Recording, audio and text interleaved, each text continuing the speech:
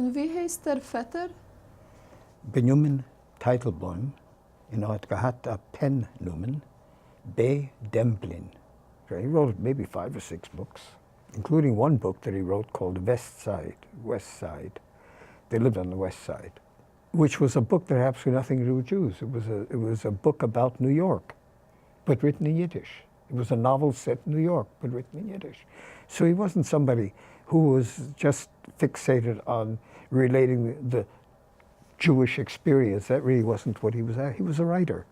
And he wrote for the Vorwärts, and he wrote for the Tag Morgenjournal. He would never write for the Freiheit because that wasn't his political bit. But he was an intellectual. He left Warsaw probably around 1919, maybe he was 20 years old, and went to Paris.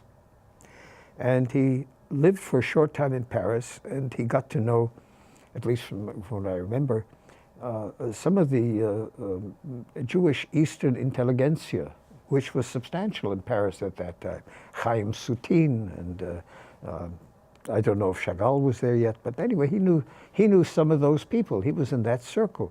Firstly, because the only language with which he could communicate was either Polish, which he knew quite well, I guess, or Yiddish. He didn't know French, so he sought out the Yiddish-speaking element, and they were among that element. And he was there for a number of years until he finally decided to come to America. And he sailed for America probably around 1920. He was an intellectual. I mean, if you looked at him, you said, this man's an intellectual. He was a nice-looking man.